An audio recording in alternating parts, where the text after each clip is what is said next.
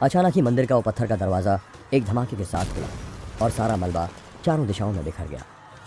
मंदिर के अंदर से एक खतरनाक गुस्से भरी आवाज़ आने लगी। तभी अचानक से मंदिर के अंदर से बिल्कुल काले रंग का एक त्रिशूल निकला और उसने दरवाजे पर पड़े हुए मलबे को एक झटके में चारों ओर उड़ा दिया। इस त्रिशूल के हमले से अगले ही पल दुश्मनों के कई सारे लोग भी मर गए। अगले ही पल वह त्रिशूल तुरंत मंदिर के अंदर उड़ता हुआ चला गया। ये नज़ारा देखकर सारे आतंकवादी हक्के बक्के रह गए। तभी पुष्कर उस त्रिशूल को अपने हाथ में पकड़े हुए मंदिर के बाहर निकला। पुष्कर की आंखें इस वक्त बिजली की तरह चमक रही थीं। वो किसी शेर की तरह आगे बढ़ रहा था। इस वक्त पुष्कर के बाल सिल्वर कलर के हो गए थे, जिसकी वजह से वह विनाश के देवता की तरह दिख रहा था। हवा में उड़ रही धूल मिट्टी अचानक ही पुष्कर के बाहर जाते ही साफ हो गई। सभी आतंकवादी डर के मारे थर थर कांपने लगे। जब डिवाइन मैसेंजर ने पुष्कर को आते हुए देखा तो उसने हमला करना बंद कर दिया और गुस्से से चिल्लाया, ये इंसान आखिर है कौन? डिवाइन मैसेंजर खुद भी एक बहुत ताकतवर योद्धा था, लेकिन पुष्कर को एक नजर देखने से ही वह समझ चुका था कि पुष्कर कोई मामूली इंसान नहीं है। डिवाइन मैसेंजर ने सोचा, यह सिल्वर रंग के बालों वाला लड़का तो बहुत कम उम्र का है, फिर इसकी शक्तियां सोनाली से ज्यादा कैसे हो सकती हैं? डिवाइन मैसेंजर के बगल में खड़े चाचा के एक्सप्रेशंस तो बिल्कुल ही बदल गए। उसे समझ ही नहीं आया कि उस प्राचीन मंदिर के अंदर से पुष्कर जिंदा कैसे लौट आया। चाचा सोच रहा था, मंदिर के अंदर तो पत्थरों की कई सारी लेयर्स थी और ये पत्थर स्टील से भी ज्यादा मजबूत है। अगर किसी बड़े टैंक से भी इनके ऊपर हमला किया जाता तो भी इस दरवाजे को नहीं खोला जा सकता था। तो फिर इस पुष्कर ने इतने भारी भरकम पत्थर के दरवाजे को कैसे तोड़ डाला और इसके बाल इतने लंबे और सिल्वर कलर के कैसे हो गए? क्या सच में एक मामूली इंसान है? जब सोनाली और बाकी टीम मेंबर्स ने पुष्कर को बाहर आते हुए देखा तो वे बहुत ही ज्यादा खुश हो गए और रोने लगे। सोनाली को छोड़कर बाकी के सभी टीम मेंबर्स ने पुष्कर के सिल्वर बाल पहली बार देखे थे, इसलिए वो थोड़े कंफ्यूज भी थे। हालांकि सोनाली जानती थी कि इस वक्त उसकी टीम के मेंबर्स बहुत ज्यादा घायल हैं, इसलिए उसने तुरंत अपनी टीम को ऑर्डर दे दिया कि वे मंदिर के अंदर जाकर छुप जाए। सोनाली जोर से चिल्लाई, जल्दी से चीफ इंस्पेक्टर के पीछे जाओ, वहां तुम्हारी जान जरूर बच जाएगी।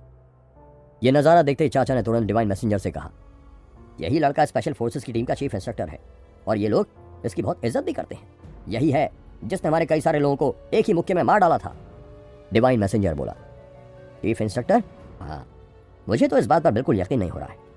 अगले ही पल डिवाइन मैसेंजर चिल्लाया, तुम्हारे जैसा कल का पैदा हुआ लौंडा चीफ इंस्पेक्टर कैसे बन सकता है? सच सच बताओ, तुम आखिर हो कौन? पुष्कर ने गुस्से से घूरते हुए कहा, मैं वो हूं जो तुम सबको आज मौत के घाट उतारूंगा। पुष्कर तो पहले ही इन आतंकवादियों को मार डालना चाहता था, लेकिन वो केवल सोनाली के कहने की वजह से रुक गया था। पुष्कर ने कहा, अब मैं इन लोगों को नहीं छोड़ूंगा। जहां तक इसके कॉन्सिक्वेंसेस की बात है वो हमारे देश के नेता झेलेंगे। मैं इस वक्त एक सोल्जर हूं और मेरी ड्यूटी है कि मैं अपने देश के साथी सोल्जर्स पर हमला कर रहे इन आतंकवादियों को जान से मार डालूं। ये कहते हुए पुष्कर इतनी तेजी से आगे बढ़ा कि आतंकवादियों को बस केवल पुष्कर की परछाई दिखी। पुष्कर के हाथ में इस वक्त बहुत ही भारी त्रिशूल था, जिसकी वजह से उसके लिए लड़ाई करना काफी मुश्किल हो रहा था। लेकिन पुष्कर ने फैसला किया कि वह त्रिशूल के साथ ही लड़ेगा ताकि उसके वजन को उठाने के लिए अपने शरीर को तैयार कर सके। डिवाइन मैसेंजर भी जोर से चिल्लाते हुए बोला, मार डालो उसको। डिवाइन मैसेंजर सोच रहा था, अगर ये लड़का मुझे कमजोर समझ रहा है तो इसकी सजा इसे भुगतनी पड़ेगी। अचानक ही सभी आतंकवादियों के शरीर पर बने हुए टैटूज में से काली रोशनी चमकने लगी और वे दौड़कर पुष्कर पर हमला करने लगे। उन आतंकवादियों के आगे लंबे लंबे बालों वाले कुछ बूढ़े आदमी दौड़ रहे थे। उन सभी आतंकवादियों को पूरा यकीन था कि वे पुष्कर को मार सकते हैं, लेकिन पुष्कर ने अपने हाथ से त्रिशूल को हवा में उठाया और फिर दोनों हाथों से पकड़कर उसे 2 बार जोर जोर से घुमाया और जोर से चिल्लाकर बोला, हे भोलेनाथ, अपने भक्त का साथ दो। अचानक ही उस त्रिशूल के ऊपर लाल रंग की वो आंख फिर से प्रकट हो गई और पुष्कर ने त्रिशूल को जमीन पर जोर से मारा। एक जोरदार धमाका हुआ और अगले ही पल ढेर सारी एनर्जी चारों दिशाओं में फैल गई, जिसकी वजह से चारों तरफ जमीन पर बड़ी बड़ी दरारें पड़ गई। जहां पर त्रिशूल जमीन पर मारा गया था उसके चारों तरफ 300-400 मीटर तक की जमीन बिल्कुल जलकर राख हो गई थी। उस सर्कल के अंदर जितने भी आतंकवादी दौड़ते हुए आ रहे थे वे सभी जलकर भस्म हो गए। बचे हुए आतंकवादी डर के मारे बोले, हे भगवान, ये किस तरह का हथियार है? अगर ये पुष्कर इस हथियार को 1-2 बार और इस्तेमाल करेगा तो हम सभी के सभी यहीं मर जाएंगे। मंदिर के अंदर छुपे हुए स्पेशल फोर्सेस के मेंबर्स जो अभी भी लड़ सकते थे वे तुरंत बाहर आए और पुष्कर की मदद करने के लिए उसके पास खड़े हो गए। लगभग 1 दर्जन बड़े बालों वाले बूढ़े पुष्कर के आसपास आकर खड़े हो गए।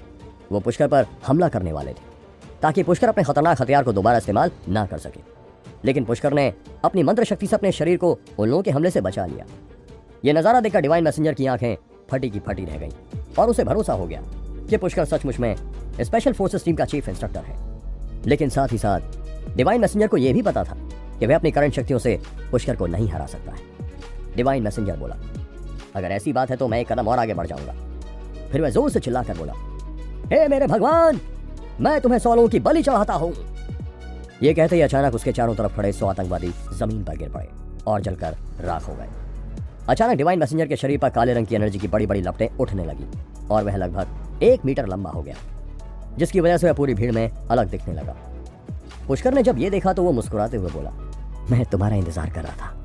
पुष्कर ने अपने त्रिशूल का पिछला हिस्सा जमीन पर जोर से मारा, जिसकी वजह से पुष्कर हवा में उड़ता हुआ आगे बढ़ गया। अचानक पुष्कर के चारों तरफ हवा में आसमान की बिजली कड़कने लगी, जिसकी वजह से कई सारे आतंकवादी बिजली के झटके से दूर जा गिरे और अचानक पूरा ग्राउंड साफ हो गया। हवा में ही सामने से डिवाइन मैसेंजर भी पुष्कर पर हमला करने के लिए कूदा और दोनों एक दूसरे से टकरा गए। डिवाइन मैसेंजर के हाथ में भी जादुई कीलों को ठोकर कई सारे छेद बनाए गए थे, जिसकी वजह से वह लोगों की शक्तियां अपने शरीर में सोख रहा था।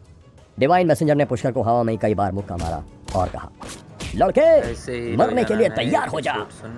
पुष्कर बहुत तेज स्पीड से जमीन पर आ गिरा। डिवाइन मैसेंजर हंसते हुए बोला, तुम्हारा चीफ इंस्पेक्टर तो बिल्कुल कमजोर है, मेरे पैर के नाखून से ज्यादा कुछ नहीं है। लड़के, तुम मेरे मुकाबले कुछ भी नहीं हो, ये बात याद रखना। डिवाइन मैसेंजर जोर जोर से हंस रहा था और उसकी शक्तियां बढ़ती ही जा रही थी। कोई भी इंसान उसके आसपास खड़ा भी नहीं रह पा रहा था। पुष्कर ने डिवाइन मैसेंजर के सभी मुक्कों को रोकने के लिए अपने त्रिशूल का इस्तेमाल किया था। जब पुष्कर ने देखा कि डिवाइन मैसेंजर एक ही मुक्का बार बार रिपीट कर रहा है, तो उसने कहा, क्या तुम्हारे पास बस हमला करने के लिए 2 ही मूव्स हैं और कुछ नहीं? डिवाइन मैसेंजर गुस्से से चिल्लाया, तुम अपने आप को बचाने के लिए उस हथियार का इस्तेमाल कर रहे हो और मुझे कह रहे हो कि मैं बार बार एक ही मूव रिपीट कर रहा हूं? मैंने तुमसे बड़ा दोगला नहीं देखा। तभी अचानक दूर से किसी इंजन के चलने की आवाज आई। सोनाली ने दूर देखा तो 7-8 टैंक चलते हुए आ रहे थे। ये देखते ही सोनाली गुस्से से चिल्लाई, डैम इट, ये लोग हमारे बॉर्डर के अंदर टैंक लेकर भी आ गए। लगता है इन लोगों को इस बात से कोई फर्क नहीं पड़ता। इस लड़ाई के बाद दोनों देश के बीच में युद्ध हो जाएगा। युद्ध के इस कंफ्यूजन के बीच में चाचा भी दौड़कर एक टैंक में जाकर बैठ गया और खुद ही ड्राइव करते हुए चिल्लाया, मैं तुम सबको ब्लास्ट करके रख दूंगा, तुम्हारे चिथड़े उड़ा दूंगा, जल्दी से रिलोड करो और मंदिर के एंट्रेंस पर निशाना लगाओ। चाचा जानता था कि जब तक पुष्कर वहां मौजूद है, स्पेशल फोर्सेस टीम के ऊपर सीधा हमला करना पॉसिबल नहीं है। इसलिए उसने तुरंत अपने आदमियों को ऑर्डर दिया, बिल्कुल भी दया दिखाने की जरूरत नहीं है, सीधे मंदिर के अंदर छुपे हुए इन कमीनों पर निशाना लगाओ ताकि ये कहीं भाग ना पाए। अचानक एक के बाद कई सारे टैंक्स से मंदिर की ओर गोले दाग दिए गए। उन टैंक्स के हमलों की आवाज इतनी तेज थी कि कई लोगों के कान ही सुन हो गए। अचानक धमाके की वजह से ढेर सारे पत्थर और मलबा स्पेशल फोर्सेस टीम के लोगों के ऊपर गिर पड़ा, जिससे उनमें से कई बहुत बुरी तरह घायल भी हो गए। मंदिर के अंदर छुपे हुए लोग दोबारा वहीं अंदर फंस गए। जब पुष्कर ने ये देखा तो वह गुस्से से पागल हो गया। उसने तेजी से हवा में जाकर डिवाइन मैसेंजर को एक जोरदार लात मारी और उसे जमीन पर पटक दिया। उसके बाद पुष्कर बिजली की रफ्तार से आगे बढ़ा और उसने डिवाइन मैसेंजर की छाती पर इतनी जोरदार लात मारी कि वह 10 मीटर मिट्टी के अंदर घुस गया। डिवाइन मैसेंजर समझ गया कि पुष्कर की असली ताकत क्या है। डिवाइन मैसेंजर ने सोचा, अगर मुझे पुष्कर को हराना है तो मुझे कम से कम 500 लोगों की बलि देनी होगी। ये सोचते डिवाइन मैसेंजर धरती को चीरते हुए बाहर निकला और उसने एक लंबी छलांग लगाकर 100 मीटर की दूरी तय कर ली।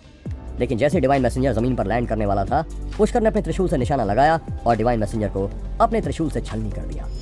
उसके बाद पुष्कर तेजी से कूदकर मंदिर के एंट्रेंस के पास पहुंचा और उसने अपना हाथ त्रिशूल की तरफ फैला दिया। त्रिशूल डिवाइन मैसेंजर के सर को काटते हुए तेजी से उड़कर आया और पुष्कर के हाथ में आकर रुक गया। पुष्कर ने यह सब इतनी तेजी से किया था कि लोगों के लिए समझना भी मुश्किल हो गया कि अभी क्या हुआ था। सभी आतंकवादी डर के मारे पागल हो चुके थे। पुष्कर जैसे मंदिर के दरवाजे के पास खड़ा हुआ, उसने देखा कि अचानक उन टैंक्स में से 7 गोले उसी की तरफ आ रहे थे। उस खतरनाक युद्ध के मैदान में हर कोई अपनी जान बचाने में लगा हुआ था। उन टैंक्स के गोलों के सामने स्पेशल फोर्सेस टीम की हालत बहुत खराब हो चुकी थी। लेकिन पुष्कर अपनी जगह पर बिना हिले डुले खड़ा हुआ था, जैसे कि मानो उसे मौत का कोई डर ही ना हो। सोनाली ने अपनी पूरी ताकत लाकर चिल्लाते हुए कहा, पुष्कर ध्यान से, जल्दी से वहां से हट जाओ। लेकिन टैंक्स के गोलों की आवाज और स्पीड के सामने उसकी आवाज दब गई। चाचा ये सब देखकर हैरान भी था और खुश भी। वो सोचने लगा, मुझे उम्मीद नहीं थी कि पुष्कर खुद ही जाकर टैंक से गोलों के आगे खड़ा हो जाएगा और मौत को गले लगा लेगा। चाचा जोर जोर से हंसने लगा। अचानक टैंक से गोलों के बड़े बड़े धमाके हुए और इससे पहले कि कोई कुछ भी कर पाता, अचानक ही उस प्राचीन मंदिर की दीवारें फिर से गिरने लगी और ढेर सारा मलबा नीचे गिर पड़ा। इस बार वह 7 टैंक्स के गोले एक साथ एक ही जगह पर टकराए थे, जिसका मतलब साफ था कि स्पेशल फोर्सेस टीम के मेंबर्स चाहे कितने भी ताकतवर क्यों ना हो, वे भी इस हमले से नहीं बच सकते हैं। स्पेशल फोर्सेस मिलिट्री की एक ब्रांच थी, इसलिए उन्हें पता था कि इस तरह के बॉर्डर एरिया में मौजूद टैंक कितने ज्यादा ताकतवर हो सकते हैं। और उन्हें यह भी पता था कि युद्ध के दो ही परिणाम होते हैं, या तो जीत या फिर मौत। क्या चाचा पुष्कर को मारने में कामयाब हो जाएगा? क्या त्रिशूल की शक्तियां पुष्कर को बचा लेंगी? क्या डिवाइन मैसेंजर सच में मर गया है? सोनाली और बाकी लोगों की जान बचेगी या नहीं? जानने के लिए सुनते रहिए ये एक्साइटिंग कहानी सिर्फ पॉकेट एफएम पर।